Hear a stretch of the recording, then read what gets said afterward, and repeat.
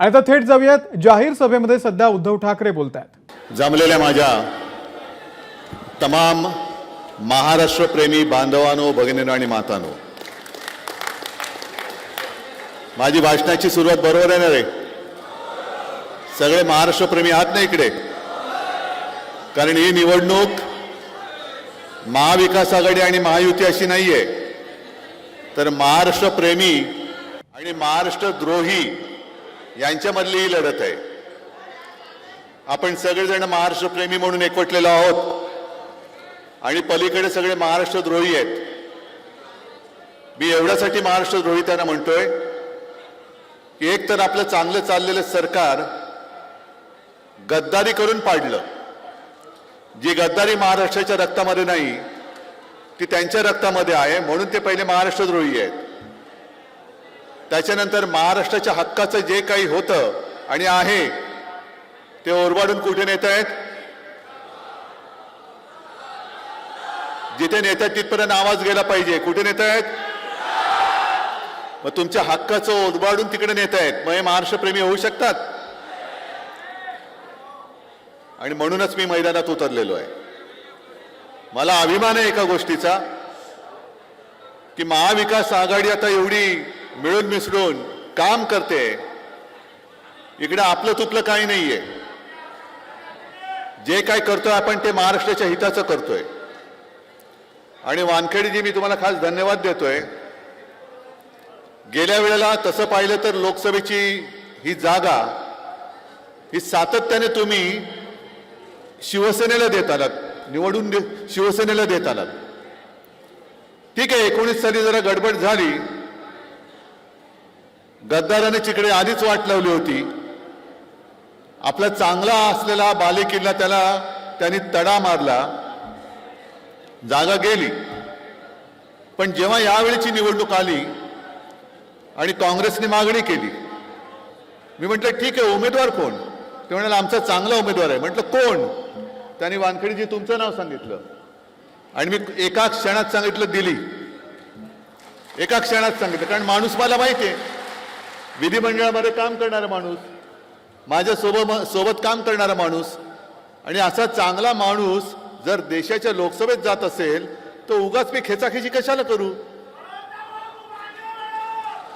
त्यांना जागा दिली, फक्त म्हटलं निवडून याल ना? ते म्हणाले साहेब 101 नाही, त्याच्यापेक्षा जेवढे टक्के लावाल तेवढे लावा, मी निवडून येणार। आणि आपण सगळ्यांनी कमाल केलीत, आपल्या हक्काच्या माणसाला दिल्लीत पाठवला। आणि त्याच्यानंतर आता त्यांना पुन्हा धन्यवाद एवढ्यासाठी देतोय। म्हटलं लोकसभा तुम्हाला दिली, बसा, म्हटलं आता मला काहीतरी पाहिजे, बरोबर ना रे? मग दर्यापूर पाहिजे। आणि त्यांनी म्हणजे काँग्रेसने सुद्धा एका क्षणाचाही विलंब न होता सांगितलं साहेब नुसती देणार नाही तर निवडून आणून देणार।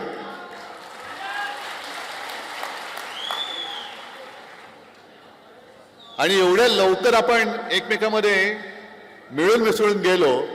मी खरंच तुम्हाला हात जोडून धन्यवाद सांगतोय, धन्यवाद। की आव्हान अजूनही संपलेलं नाही।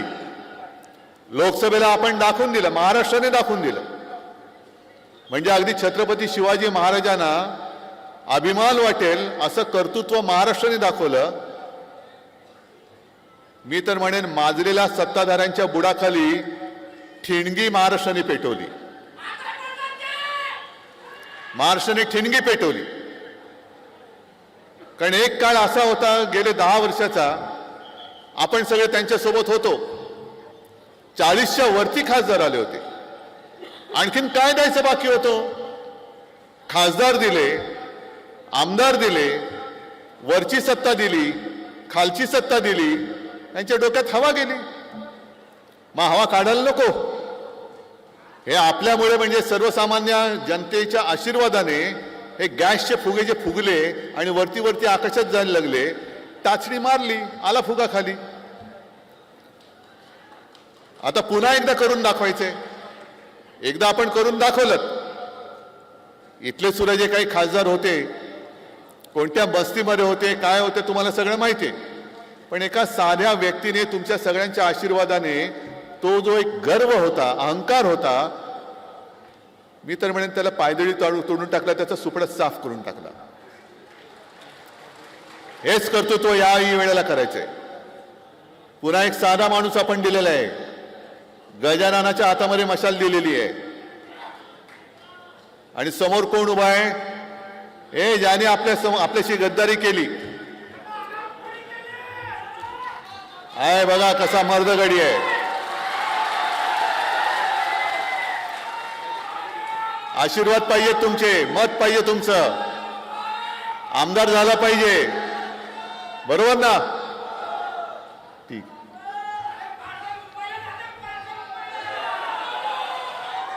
मी जिथे जिथे जातोय सभेला, मला भाषण करण्याची गरजच लागत नाहीये. लोक तुम्हीच बोलताय, तुम्हीच सांगताय 50 खोके एकदम ओके, गद्दारांना गाडून टाकणार, मशाल पेटवणार, हे सगळे जनताच बोलते. आणि खरंच आहे, गेली 2.5 वर्ष जी आपली जखम या गद्दारीने आपला जो वार केला, ती भळभळती जखम घेऊन आपण वाट बघत होतो की कधी एकदा वेळ येते आणि यांचा आम्ही सूड उगवतोय.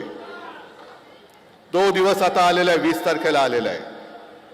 ही गद्दारी जी त्यांनी केली ती केवळ उद्धव ठाकरेशी नाही केली, शिवसेनेशी नाही केली, ही महाराष्ट्राच्या मातीशी आणि महाराष्ट्राच्या मातेशी केलेली गद्दारी आहे. काय वाईट चाललं होतं आपलं सरकार? एक तर 5 वर्ष पुरी करून द्यायला पाहिजे होतं आणि 5 वर्षानंतर बोंबलायचं होतं की मी किती काय वाईट केलं होतं ते सांगायचं होतं. पण 2.5 वर्षाच्या कालखंडामध्ये जे काम आपण करत होतो, मग ते करोनाचं असेल, शेतकऱ्यांची कर्जमुक्ती आपण केली होती की नव्हती? तुम्हाला मिळाली होती की नव्हती? मिळाली ना. पण कधीतरी एक घटना मला अशी सांगा की मी कर्जमुक्ती केल्यानंतर तुमच्या समोर येऊन मोठा शो केलेला आहे. केला कधी शो? कधीच केला नाही. याचं कारण असं की मी तुम्हाला जे कर्जमुक्त करायचं ठरवलं आणि मी करून दाखवलं, हे काय मी तुमच्यावरती उपकार नव्हते केले. मी माझं कर्तव्य पार पाडलं होतं आणि कमीत कमी त्रासामध्ये मी शेतकऱ्याला कर्जमुक्त करून दाखवलं होतं. मी म्हणजे मी नाही, महाविकास आघाडीचं सरकार, हे सगळे सोबत होते. अगदी यशोमती ताई सुद्धा माझ्या कॅबिनेटमध्ये माझी सहकारी मंत्री म्हणून होती. महाविकास आघाडीच्या सरकारने, हे जरा कॅमेरामन खाली बसला तर बरं होईल, पाठच्याने दिसेल. जरा खाली बसा, कॅमेरा ऑन ठेवा आणि खाली बसा. जरा खाली बसा ना, खाली बसा. आहेत त्यांची पण गरज आहे, त्याच्यामुळे दिल्लीकर आपली सभा बघतायत, जरा त्यांना पण त्यांचं काम करू द्या. पण मी कधी येऊन अहंकाराने मी केलं की नाही कर्जमुक्त, केले की नाही कर्जमुक्त, ही शेखी कधी मिरवली नव्हती मी. कारण मी माझं कर्तव्य केलं. मी काय माझ्या खिशातनं पैसे काढून शेतकऱ्याला कर्जमुक्त नव्हतं केलं. आज जे यांचं चाललेलं आहे, सगळे भाऊ, सगळे म्हणजे काय 3 भाऊ, मग एक देवा भाऊ, एक दाढी भाऊ आणि तिसरा जॅकेट भाऊ. मग यांच्यामध्ये भाऊबंदकी एवढी झालेली आहे. पण एका बाबतीत त्यांचं एक मत आहे, आपण तिघे भाऊ सगळे मिळून महाराष्ट्र खाऊ. महाराष्ट्र गिळतायत, महाराष्ट्र खातायत, ओरबाडतायत. आता भले यांना महिलांसाठी प्रेम आलं असेल, बहीण म्हणून प्रेम आलं असेल, आनंदाची गोष्ट आहे.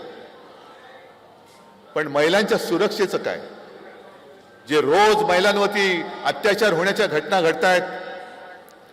एक काही महिन्यांपूर्वी बदलापूरमध्ये इथे जे काही घडलं, ती माता करायचं काय तिने? चिमुरड्या मुलीवरती शाळेमध्ये अत्याचार होतो, मग सुरक्षा आहे कुठे? शाळेमध्ये जर का छोट्या छोट्या मुलींवरती अत्याचार होणार असेल आणि तिच्या आईची तक्रार पोलीस स्टेशन मध्ये गेल्यानंतर कोणी दखल घ्यायला तयार नसेल, तर काय चाटायची तुमची ती 1500 रुपयाची मदत?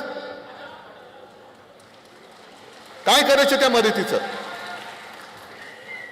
आणि म्हणून मी परवाच्या सभेत बोललो की या तिन्ही भावांनी जर का तोंड दाखवण्यासारखं त्यांचं असेल तर त्या माऊलीला जाऊन सांगा, भेटा तिला, जिच्या मुलीवरती अत्याचार झाले ना, तिला जाऊन भेटा आणि सांगा की मी आहे तुझा भाऊ, हे घे 1500. मी पहिलं पायताण काढून तोंड तुमची अशी फोडून काढेल की माझ्या मुलीचं आयुष्य उद्ध्वस्त झालंय आणि तुम्हाला काय लाच देतोस? सुरक्षा नाही, काही नाही, पण अचानकपणाने मी तुझा भाऊ, हे की तुला मी ओवाळणी देतो. हे असं नाटक, असं थोतांड हे महाराष्ट्रामध्ये आजपर्यंत कोणी केलेलं नव्हतं. आज मला एक बरं वाटलं की गवई साहेब, राजेंद्रजी, तुम्ही माझ्या व्यासपीठावरती आलात. मला जुने दिवस आठवले. रासू, गवई आणि बाळासाहेब एका व्यासपीठावरती होते.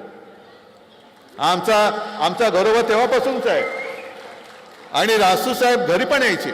मी लहान होतो, चर्चा त्यांच्या काय चालायच्या, राजकारण कसं चाललंय, काय चाललंय, पण ते सुद्धा मला दिवस आठवले की बाळासाहेब आणि रासू गवई साहेबांची ती जी मैत्री होती, त्या मैत्रीमध्ये त्यांनी कधी राजकारण येऊ दिलं नाही.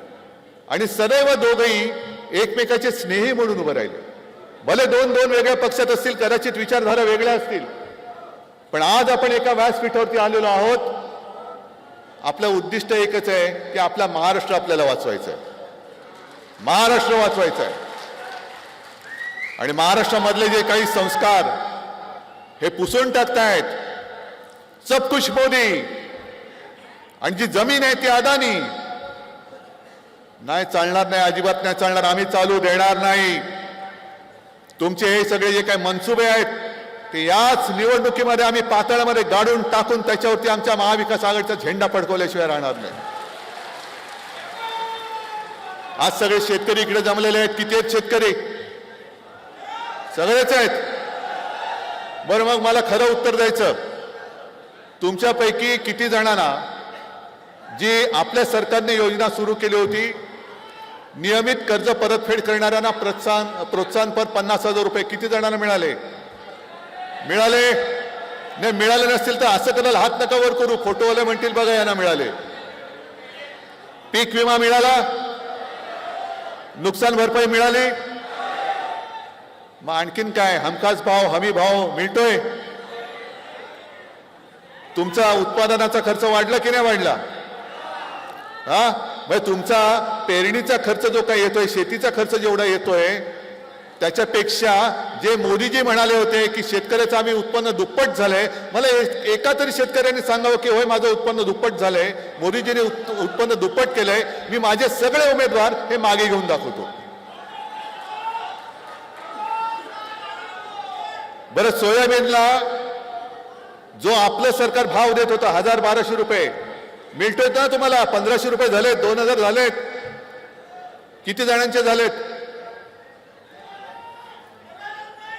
किती? 10,000च्या वरती होता, आता किती आला? 4,000, 4,500, 3,000. म्हणजे उलटी गिनती सुरू झालेली आहे. कापूस खरेदी होतोय, डाळ होते, सोयाबीनचे भाव पडतायत, कारण केंद्र सरकार जे आहे ते डाळीला आयात शुल्क न लावता आयात करायला परवानगी देते. सोयाबीनचं सुद्धा तेच चाललेलं आहे. म्हणजे आपल्या डोक्यावरती, आपण इथे अमरावतीत जरी त्यांचा पराभव केला तरी इतरत्र देशामध्ये ते जे काही त्यांना तुटपुंज यश मिळालं, अजूनही ते महाराष्ट्रावरती अन्याय करतायत. परदेशातून डाळी आणतायत, इथल्या माझ्या शेतकऱ्याचा डाळीचा भाव पाडून टाकतायत. परदेशातून तेल आणतायत, इकडे माझ्या सोयाबीनचा भाव पाडून टाकतायत. कापूस असाच चढतोय.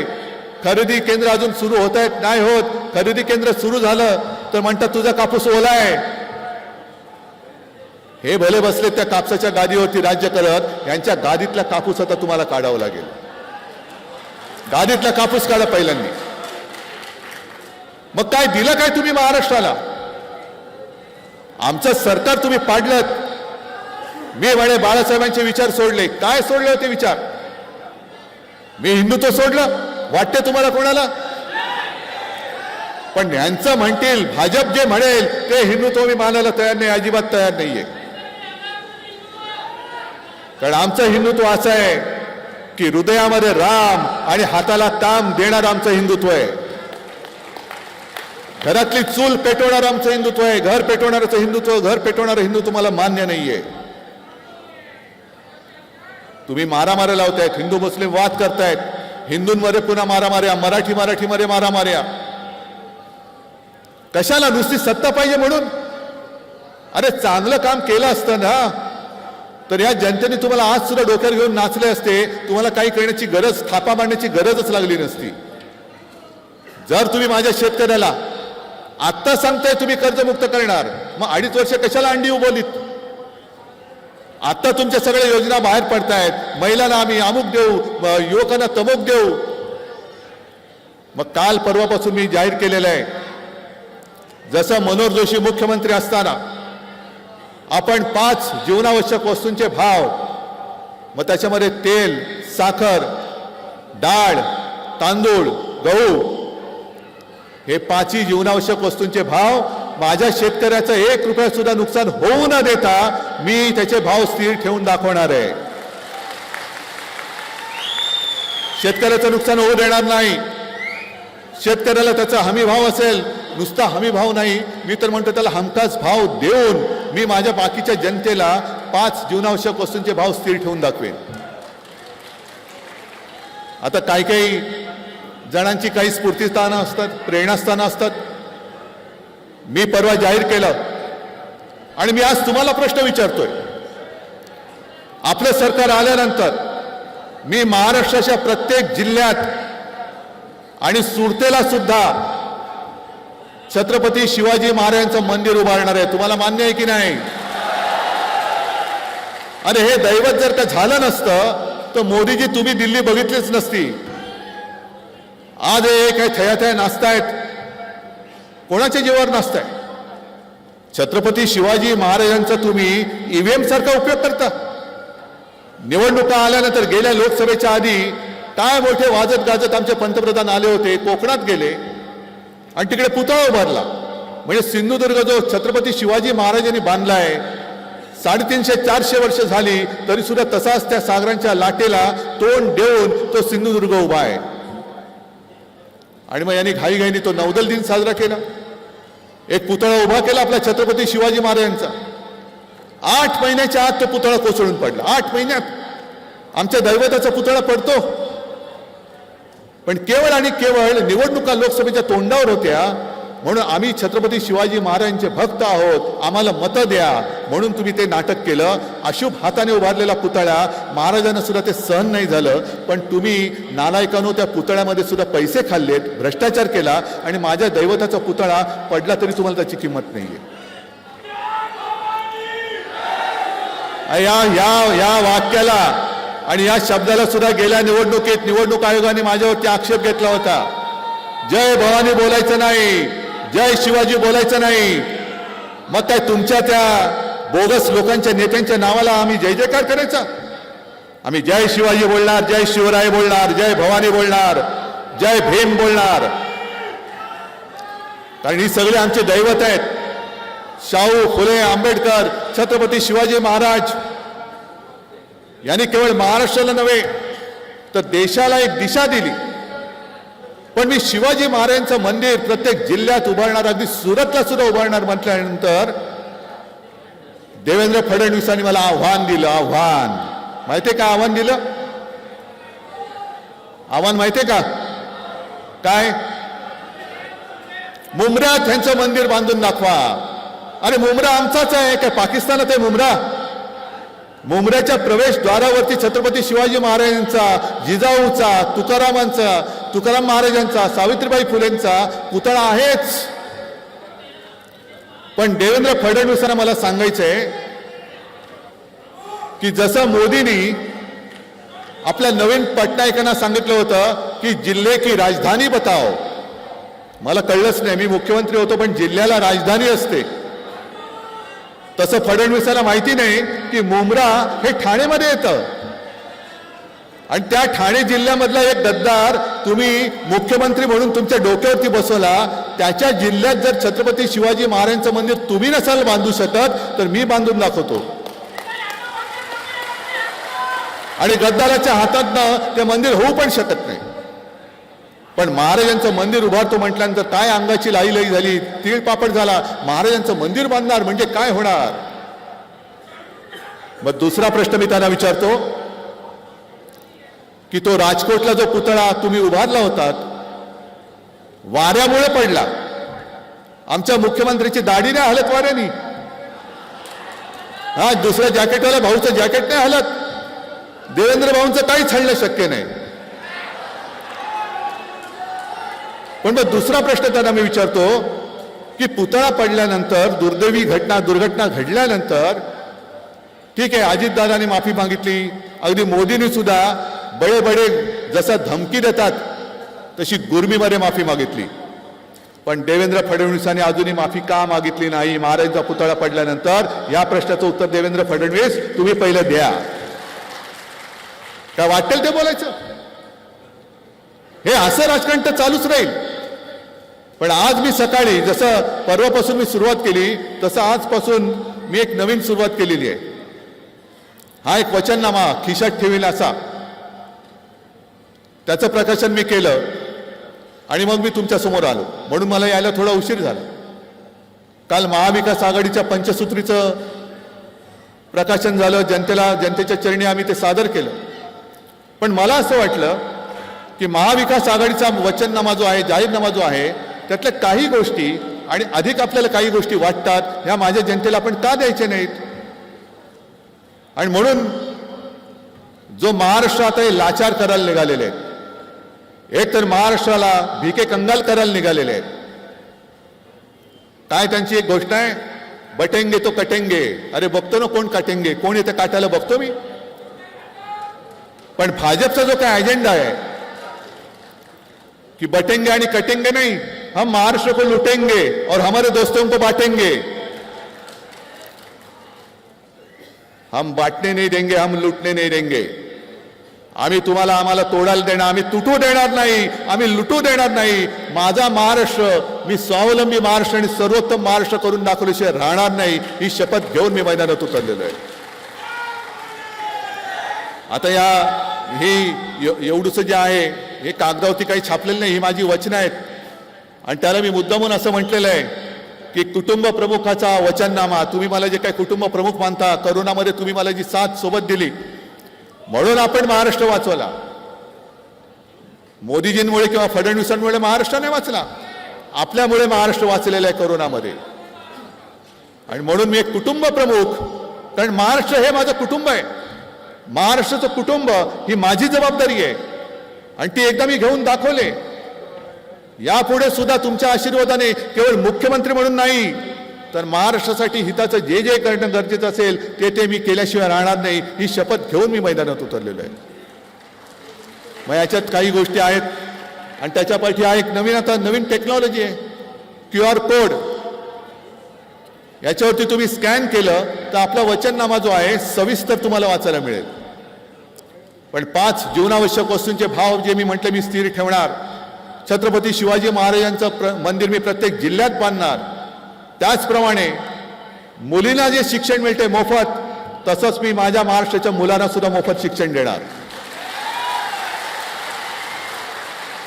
याला कारण आहे, कारण इकडे माता भगिनी बसल्यात, इकडे सगळे वडीलधारी मंडळी बसलेत. सरकारने किती पैसे देवत, पण जेव्हा स्वतःचा मुलगा स्वतःची मुलगी शिकून कष्ट करून एक रुपया जरी आपल्या आई वडिलांच्या हातात देते ना, स्वकष्टाची कमाई, त्यावेळेला त्या आई वडिलांना स्वर्गापेक्षाही जास्त मोठं सुख आपल्याला लाभल्याशिवाय वाटतं. माझ्या मुलांना, माझ्या मुलींना, महाराष्ट्राच्या मुलांना, माझ्या महाराष्ट्रातल्या मुलींना स्वतःच्या पायावर उभं करण्यासाठी जे शिक्षण आज मुलींना मोफत मिळतंय ते सगळं शिक्षण मी मुलांना अगदी उच्च तंत्र शिक्षणापर्यंत सुद्धा मी त्यांना मोफत करून दाखवल्याशिवाय राहणार नाही. शेतकऱ्यांना जर मी मुख्यमंत्री असतो ना तर माझ्या मनात विचार होता की निवडणुकीच्या आधी परत एकदा कर्जमुक्त करायचं, आणि मी करून दाखवलं असतं. पण कालच्या महाविकास आघाडीच्या जाहीरनाम्यात तेही वचन आहे की आम्ही शेतकऱ्यांना कर्जमुक्त करून दाखवू. अनेक बेरोजगार तरुण आहेत, शिकलेत, सवरलेत, पण रोजगार कुठे? गुजरातला जाणार तुम्ही? मुंबईतनं बुलेट ट्रेन अहमदाबादला जाणार, मग महाराष्ट्रातले सगळे तरुण काय मुंबईत येऊन तिकडनं बसून काय अहमदाबादला जाणार नोकरी करायला? रोजगाराचा पत्ता नाही. अरे देवेंद्र फडणवीसांना थोडी तरी लाज वाटायला पाहिजे की नागपूरमध्ये आपण टाटा एअरबसचा जो प्रोजेक्ट आणत होतो तो तरी वाचवायचा होता. विदर्भातल्या अगदी पूर्व काय पश्चिम काय विदर्भातल्या संपूर्ण विदर्भातल्या माझ्या युवकांना युवतींना त्या मिहानमध्ये टाटा एअरबस जर का आला असता कारखाना तर नोकऱ्या मिळाल्या असत्या की नाही? मग ज्या विदर्भाने आजपर्यंत तुम्हाला भरभरून दिलं, खासदार दिले, आमदार दिले, अगदी राज्य तुम्हाला दिलं, तुम्ही दिलेल्या आमदारांमुळे देवेंद्र फडणवीस कोणे एकेकाळी मुख्यमंत्री झाले होते, त्या विदर्भाची सुद्धा तुम्हाला काही पर्वा नाही. म्हणजे तुम्ही द्या, आम्ही घेणार आणि गुजरातला देणार, देणार आणि गुजरातला देणार, सगळं काही गुजरातला चाललंय. मग माझ्या या तरुण युवकांनी करायचं काय? म्हणून त्यांना रोजगार मिळेपर्यंत 4,000 रुपये महिना हे महाविकास आघाडीचं सरकार त्यांना देणार आहे. महिलांना सुद्धा जी काही योजना सुरू आहे, हे म्हणे आता टीव्हीवरती जाहिराती सुरू आहेत, अरे सरकार बदललं तर आपली योजना बंद होईल. म्हणजे यांच्या मनात पक्क आहे की यांचं सरकार बदलतं आणि ते आम्ही बदलणारच. सरकार बदललं तर योजना बंद होईल. बंद नाही होणार. तुमचे 2,000 रुपये वगैरे त्याच्यापेक्षा जास्त 3,000 रुपये आम्ही महिलांना देणार आहोत. सरकारी कर्मचाऱ्यांना जुनी पेन्शन योजना जी त्यांची मागणी आहे ती आम्ही लागू करणार आहोत. अशा अंगणवाडी महिला ज्या आहेत, ज्यांनी खूप मोठं काम कोरोनाच्या काळात केलं, त्यांचं मानधन आम्ही वाढवणार आहोत. अशा कितीतरी गोष्टी आहेत. या सगळ्या गोष्टी महाविकास आघाडीचं सरकार तुम्हाला देणार आहे. पण तुम्ही मला फक्त एकच गोष्ट द्यायची आहे. देणार आहात तुम्ही? या सगळ्या गोष्टी याच्यात आहेत. एवढ्या सगळ्या गोष्टी महाविकास आघाडीचं सरकार तुम्हाला देणार आहे. पण तुमच्याकडनं मला एकच गोष्ट पाहिजे. देणार आहात काय? तुमचा आशीर्वाद आणि तुमचं मत, ही एकच गोष्ट मला पाहिजे. फक्त एक मत द्या तुमच्याकडनं, सगळ्यांकडनं जेवढे आलेत, आणि तुमच्या कुटुंबाचं प्रत्येक मत हे आपल्या महाविकास आघाडीला द्या. कारण आम्ही लढतोय हे तुमच्या भवितव्यासाठी लढतोय. यावेळेला इकडे थोडंसं एक चोरलेली निशाणी आणि आपली निशाणी याच्यामध्ये संभ्रम निर्माण केला जाईल. कारण त्यांना मतं खेचण्यासाठी नेता कोणच नाही. मोदींचं नाणं आता वापरून वापरून गुळगुळीत झालंय. मोदींच्या फोटोवरती मत मिळत नाही. मग त्यांना आता आपल्या शिवसेना प्रमुखांचा फोटो लावावा लागतोय. संभ्रम निर्माण करतायत. पण आपली निशाणी आता कोणती आहे? पोचले, हृदयात पोचले, घरामध्ये पोचले. आणि शपथपूर्वक तुम्ही मला सांगताय की होय, आम्हाला ही मशाल निशाणी कळलेली आहे, आम्हाला पटलेली आहे. आणि मशाल निशाणी मी जाणीवपूर्वक घेतली. कारण हा सगळा खोट्याचा जो काही कारभार चाललेला आहे, हा खोट्याचा कारभार जाळून भस्म करण्यासाठी म्हणून मी मशाल तुमच्या हातात दिलेली आहे. तुम्ही आम्हाला डिवचलात, महाराष्ट्राचा स्वाभिमान डिवचलात, महाराष्ट्राच्या अस्मितेला तुम्ही तुच्छ लेखलात, महाराष्ट्राला तुम्ही तुमचं पायपुसणं समजायला लागलात. याद राखा, छत्रपती शिवरायाचा महाराष्ट्र हातात मशाल घेऊन तुमच्या कारभाराला आम्ही चोड लावून पेटून दिल्याशिवाय राहणार नाही. आणि दर्यापूर आणि अमरावती हा आपला बालेकिल्ला. आणि तुम्ही माझं पक्ष चिरलं, चिन्ह चोरलात. पण बघा ना आज माझ्याबरोबर किती लोक आलीत. तुम्ही एकटे पडलात, बाकी जनता माझ्यासोबत आली. जनता माझ्यासोबत आलेली आहे. आणि आपला उमेदवार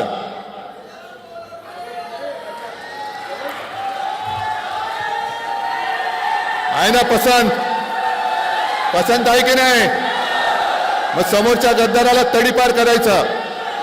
आणि हा मतदारसंघ जो यांनी नासून टाकलेला आहे तो परत एकदा मजबूतीने उभा करायचा. राजेंद्रजी तुमची मदत पाहिजे, वानखेडेजी तुमची मदत पाहिजे, सगळे राष्ट्रवादीचे त्यांची मदत पाहिजे. आणि सगळ्यात मोठं म्हणजे तुमचे आशीर्वाद मला पाहिजेत. ते आशीर्वाद मी मागायला आलेलो आहे. हे आशीर्वाद केवळ आणि केवळ तुमच्या उज्ज्वल भवितव्यासाठी मी मागतोय. आणि ते तुम्ही मला द्याल एवढा आत्मविश्वास बाळगतो आणि आपली रजा घेतो. जय हिंद, जय महाराष्ट्र. एबीपी माझा, उघडा डोळे बघा नीट.